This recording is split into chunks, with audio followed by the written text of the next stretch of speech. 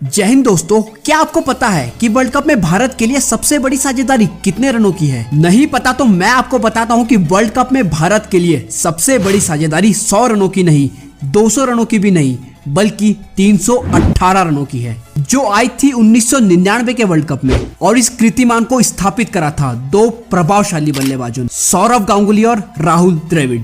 तो आज की ये वीडियो आखिरी तक जरूर देखिएगा, क्योंकि ये एक ऐसे मैच की कहानी है जिसके बारे में आप सभी को पता होना ही चाहिए। दोस्तों, सौरव गांगुली वो खिलाड़ी जिसने भारत के लिए सिर्फ घर में ही नहीं बल्कि घर के बाहर भी बड़ी बड़ी टीमों को शिकस्त देने की शुरुआत की। तभी तो युवराज सिंह ने गांगुली के बारे में कहा था कि मैं ऐसे कप्तान के लिए अपनी जान तक दे सकता हूं। तो वहीं दूसरी तरफ थे द वॉल ऑफ क्रिकेट यानी राहुल द्रविड़। तो भारत बनाम श्रीलंका के बीच वर्ल्ड कप 1999 का 21वां मुकाबला शुरू होता है और श्रीलंका के कप्तान अर्जुन रणतुंगा ने टॉस जीतकर गेंदबाजी करने का फैसला लिया। लेकिन अभी तक उनको ये नहीं पता था कि ये फैसला उनको कितना भारी पड़ने वाला है। भारत की तरफ से ओपनिंग करने आए सदगोपन रमेश और सौरव गांगुली, और पहले ही ओवर में एक चौका तो आया, लेकिन उसके बाद उसी ओवर में चमिंडा बास ने सदगोपन रमेश को बोल्ड मारकर श्रीलंका को विकेट सेलिब्रेट करने का मौका दिया। लेकिन श्रीलंका को अभी तक ये नहीं पता था कि ये सेलिब्रेशन उनका आज के दिन का आखिरी सेलिब्रेशन होने वाला है, क्योंकि इसके बाद गांगुली का साथ देने आए राहुल द्रविड़, जिन्होंने आते ही बाउंड्री मार के श्रीलंका को यह बता दिया कि आज द्रविड़ एक अलग सोच के साथ मैदान में उतरे हैं। अब गांगुली भी दूसरे छोर से अपनी कला का प्रदर्शन श्रीलंका को दिखाने लगे और अब दोनों के बीच 50 रनों की साझेदारी भी पूरी होती है। दोनों की इस साझेदारी में आक्रामक बल्लेबाजी के साथ साथ रक्षात्मक बल्लेबाजी भी दिख रही थी और दोनों ही छोर से आज कमाल की बल्लेबाजी देखने को मिल रही थी। दोनों की इस बल्लेबाजी के सामने सभी श्रीलंकाई गेंदबाज ढेर होते दिखाई दे रहे थे। अब दोनों ही अपना अपना अर्धशतक तो पूरा करते ही हैं, साथ में इस साझेदारी को भी अब 100 के पार लेके जाते हैं। इस साझेदारी में कमाल की बात तो ये थी कि दोनों के द्वारा एक भी शॉट मिस टाइम या फिर कोई भी शॉट ऐसा नहीं लगा जिस पर कोई भी आउट होने से बचा हो। दोनों ही प्रॉपर क्रिकेटिंग शॉट खेलकर इस साझेदारी को आगे लेके जा रहे थे। सौरव गांगुली और राहुल द्रविड़ अपनी उत्कृष्ट बल्लेबाजी का प्रदर्शन जिस तरह से दिखा रहे थे, उससे पूरी श्रीलंकन टीम हैरान और परेशान थी, क्योंकि अब 36वें ओवर में पहले राहुल द्रविड़ ने अपना शतक पूरा किया और इसी शतक के साथ भारत का स्कोर भी अब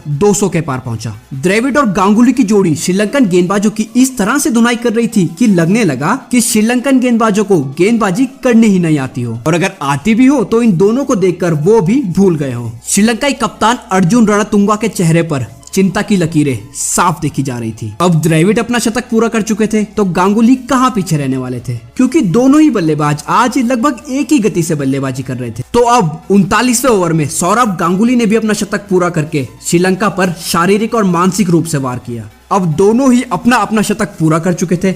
इसका मतलब ये था कि अब दोनों और भी खुल के बल्लेबाजी कर सकते थे और भारतीय पारी भी अब फिनिशिंग की ओर बढ़ रही थी। मतलब अभी तक जो हुआ उससे कई गुना ज्यादा विस्फोट अब होने वाला था, और हुआ भी कुछ ऐसा ही, क्योंकि दोनों ही अब अपना विकराल रूप धारण करते हैं और अब दोनों हर गेंद पर एक बड़ा शॉट तलाशने लगे और अब दोनों के बीच 250 रनों की साझेदारी भी पूरी होती है और अभी भी भारतीय पारी के 8 ओवर बचे थे। लगने लगा था कि आज भारत श्रीलंका के सामने इतना बड़ा स्कोर रखने वाला है जिसे देखकर श्रीलंका अपनी बल्लेबाजी आने से पहले ही हार मान लेगा। भारत के लिए आने वाले बल्लेबाज थे सचिन तेंदुलकर, अजय जडेजा, दोनों ही पैड डालकर बैठे थे। लेकिन लग रहा था कि आज तो किसी और खिलाड़ी की बल्लेबाजी भी नहीं आने वाली है, क्योंकि अब गांगुली ने एक विशाल छक्के से अपने 150 रन भी पूरे कर लिए और गांगुली के इन 150 रनों के साथ ही दोनों के बीच अब 300 रनों की साझेदारी भी पूरी होती है और ये साझेदारी हमेशा के लिए वर्ल्ड कप के इतिहास में दर्ज हो गई, क्योंकि ये साझेदारी आज भी भारतीय टीम की वर्ल्ड कप इतिहास की सबसे बड़ी साझेदारी है और इस मैच के लगभग 16 साल बाद तक ये साझेदारी वर्ल्ड कप की सबसे बड़ी साझेदारी रही। इसके बाद क्रिस गेल और मार्लन सैमुअल्स ने 2015 के वर्ल्ड कप में जिम्बाब्वे के खिलाफ 372 रनों की साझेदारी करके इस रिकॉर्ड को तोड़ा। लेकिन आज भी ये साझेदारी भारत के लिए एक बहुत बड़ा अचीवमेंट है, जिसको देखकर आज भी लोग गर्व महसूस करते हैं। अब इस मैच में श्रीलंका को बस रनआउट से ही विकेट मिल सकता था, क्योंकि अपनी गलती या फिर कोई शॉट मिस करके तो ये दोनों आउट होने वाले नहीं थे। तो 46वें ओवर में राहुल द्रविड़ 2 रन भागने के प्रयास में मुरलीधरन द्वारा फेंके गए डायरेक्ट थ्रो से रन आउट हो जाते हैं। द्रविड़ ने अपनी 145 रनों की पारी में 17 चौके और एक छक्का भी लगाया और अब 318 रनों की यह रिकॉर्ड तोड़ साझेदारी यहाँ टूटती है और उस समय किसी भी टीम द्वारा एक दिवसीय क्रिकेट में 300 रनों की साझेदारी नहीं की गई थी। तो भारत पहली टीम बनी जिसने ये कीर्तिमान भी अपने नाम किया। अब द्रविड़ के आउट होने के बाद श्रीलंकाई गेंदबाजों ने आखिरी कुछ ओवरों में भारतीय बल्लेबाजों पर थोड़ी सी रोक लगाई और पहले सचिन, उसके बाद जडेजा और रॉबिन सिंह को भी आउट करके श्रीलंका को इस मैच में थोड़ी खुशी जरूर दी। लेकिन ये खुशी ज्यादा देर तक नहीं टिक पाई क्योंकि अंत में गांगुली का चौका और कप्तान अजहरुद्दीन के छक्के की बदौलत भारत अपने निर्धारित 50 ओवर में